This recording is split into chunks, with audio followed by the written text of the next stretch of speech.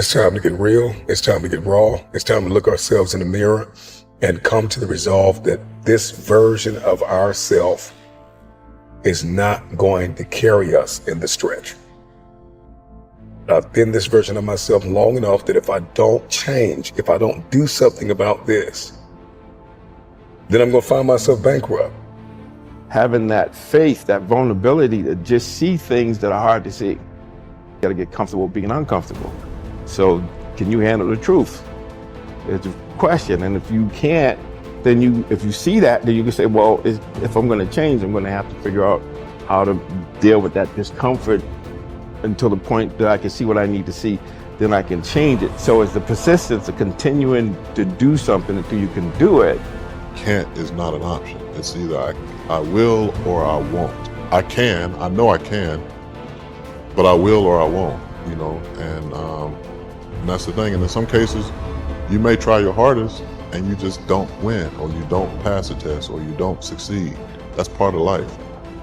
Understanding it's going to take hard work, discipline, and learning how to work with other people in order to get to the next level.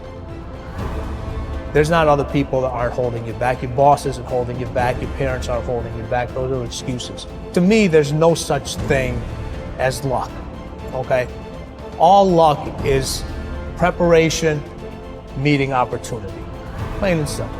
Once I realized that I could get better at anything, it dawned on me that how I spend my time is a spiritual consideration. And I didn't want to die with potential that I failed to turn into skill set. That to me, that speaks to me. How much of my potential can I actually turn into skill set and get good at this stuff and push and grow and improve? Like, that to me is just this incredibly intoxicating loop. And waking up every morning with a desire to adapt, with a desire to change. Stand out today. Be different. Become something different. Stop lying to yourself and stand up and become something with worth, something with more than you've ever been. Your goals that you set for yourself, that's your power. Your ambition is your power. It's about how hard you can get hit and keep moving forward. How much you can take and keep moving forward. You have to electrify and get all the things that are necessary within you to start doing the things that you need to do. So when the time comes, you can kick down that door and move towards the possibilities of being the best of who you really are. Learning how to concentrate, learning how to focus in, deciding that you're going to focus to develop your skills. You'll be surprised of the ideas that will come to you, of the people that you'll be able to attract, of the opportunities that you'll be able to see. You'll begin to see things that have been standing there looking you in the face saying, I can't believe this has been here all this time. There are so many people in the world and you may be watching this right now, and you have these incredible ideas, and what you think is missing is motivation. And that's not true. Because the way that our minds are wired, and the fact about human beings, is that we are not designed to do things that are uncomfortable or scary or difficult. Our brains are designed to protect us from those things, because our brains are trying to keep us alive. And in order to change, in order to build a business, in order to be the best parent, the best spouse, to do all those things that you know you want to do with your life, with your work, with your dreams, you're going to have to do things that are difficult, uncertain, or scary, which sets up this problem for all of us. You're never going to feel like it. Why is it so hard to do the little things that would improve my life? Waking up and realizing that I'm never going to feel like doing the things that are tough or difficult or uncertain or scary or new, so I need to stop waiting until I feel like it. And number two, I am one decision away from a totally different marriage, a totally different life, a totally different job, a totally different income. Whatever you don't use, you lose. Lack of use causes loss.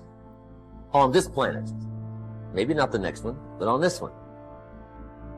If you tie your arm to your body, leave it there long enough, you'll never use it again. It's over. For the arm. Now, it may not be over, but it's over for the arm.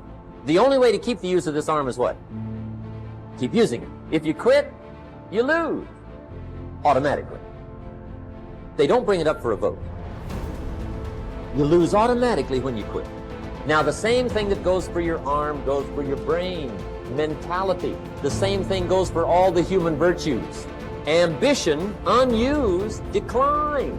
Strong feelings, unused, diminish.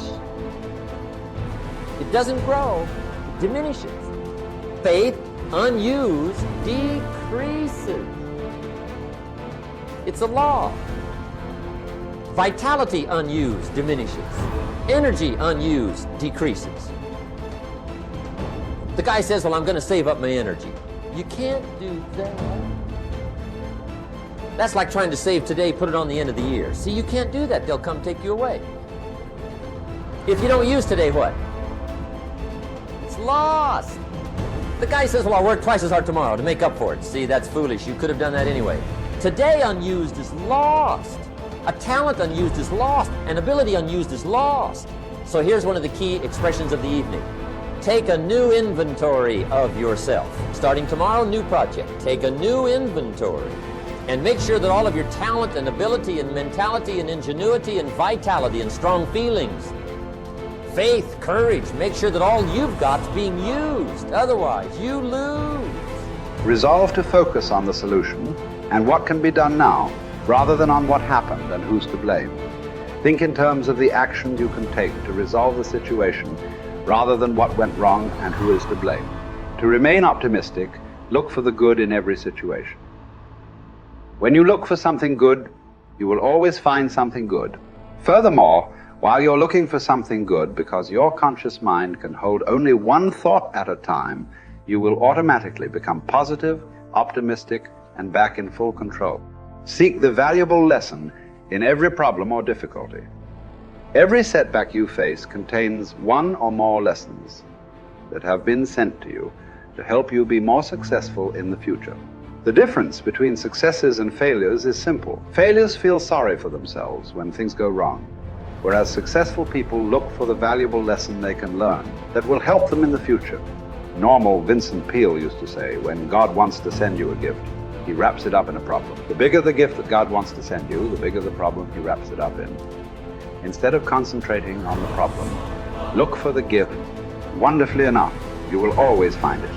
What's more, sometimes the gift or valuable lesson can be of far greater value than the cost of the problem itself. Sometimes one lesson that you learn in dealing with a problem can be the key to your long-term success.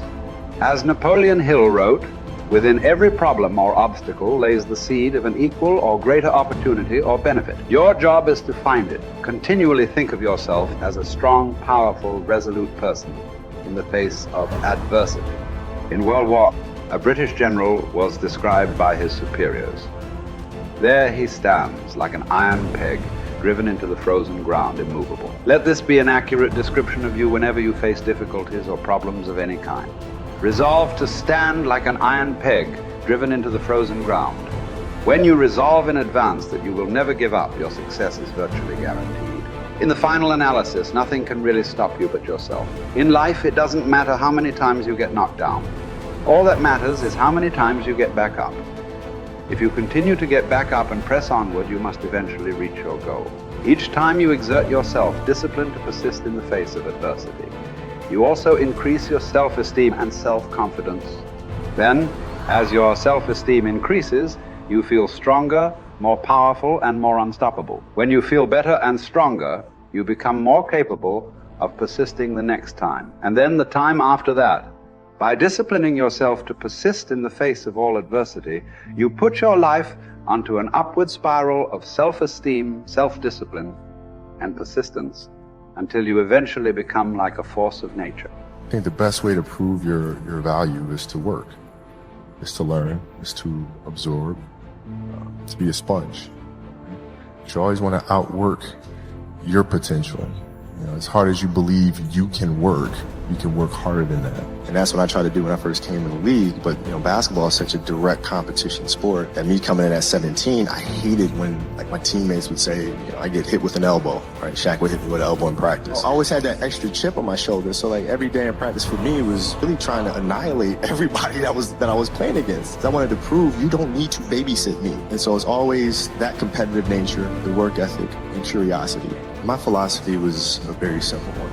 Rudy was one of my favorite films growing up. After watching that film, I come to understand if I could work that hard, what would my career be? And I made a promise to myself from that day that I was going to work that hard every single day so that when I do retire, I have no regrets. And that was the most important thing for me, is to leave no stone unturned, get better every single day. And if I lived that way, then over time, you know, I'd have something that was beautiful. But that was my philosophy. It seems like a pretty simple one, but you know, if you live your life to just get better every single day, you do that for 20 years, I mean, what do you have?